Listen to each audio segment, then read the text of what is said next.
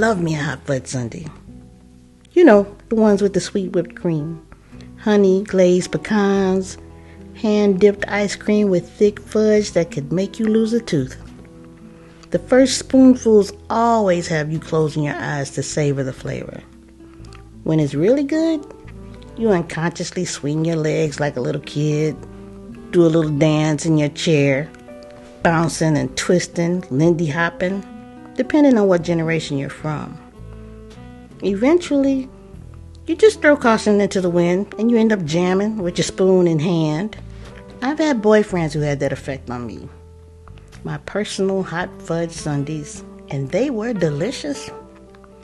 But in a world full of hot fudge sundaes, most of the relationships in my life have been with crunchy ass pickles. You heard right. Crunchy pickles. I would not call a pickle delicious, but there is something about the taste of a pickle that makes me like it.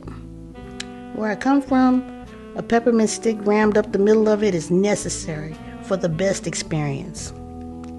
That simple addition of a peppermint makes all the difference. Crunchy pickle men are kind of like that. When I think about my pickle relationships, what attracted me to them was not immediately obvious. Usually, with my pickle relationships, this is my new boyfriend introductions were met with a for God's sake why facial expression. In hindsight, it was easy to see where an imaginary peppermint would have made them sweeter and more tolerable. Not an actual piece of candy, but a trait or a characteristic that he was clearly, sorely lacking. Trouble was, true to the nature of a pickle, they just didn't come with one. A peppermint characteristic might be a job, a car, money, his own place, security in his manhood, paying his child support, manners, generosity, fidelity, good hygiene, owning at least one suit. You get the picture. Now don't get me wrong, I appreciate a good crunchy pickle, but pickles don't make you dance. Nowadays, pickles and hot fudge sundaes are far and few between for me. Just as well because I dance harder than most women when I come across a really good looking hot fudge sundae. Meaning, I go with my gut and throw caution to the wind. And no good can come from a hot fudge sundae. I know this, and yet I still dive in and end up getting kicked to the curb a lot. Instant gratification has always been my downfall. I keep the faith though.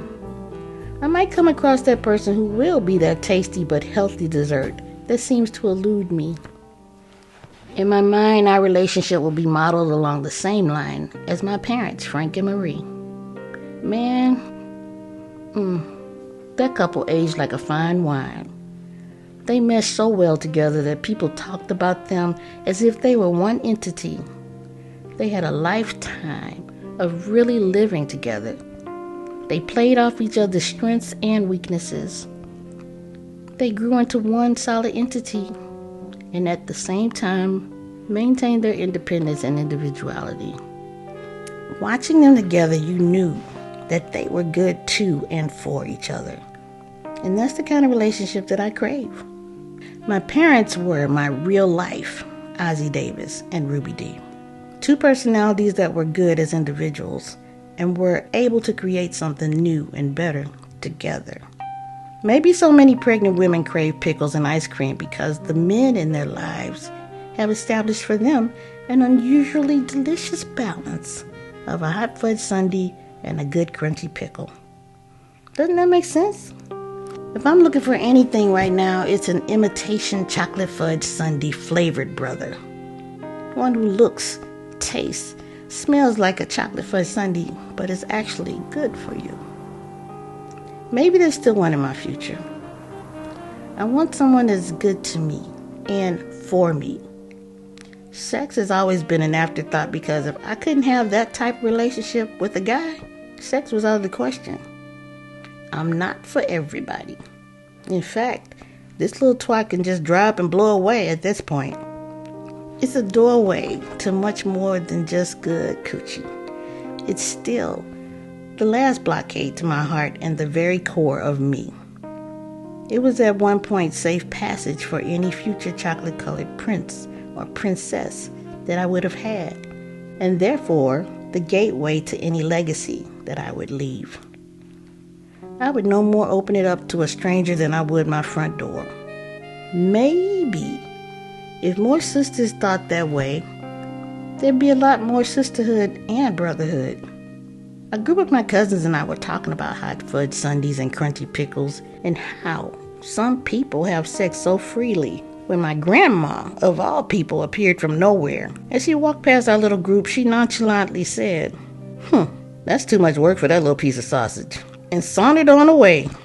We were floored. Clearly she had had her share of crunchy pickles, and there was no dancing going on in the scenario that she painted. Well, I'm hungry, and I'm rambling now.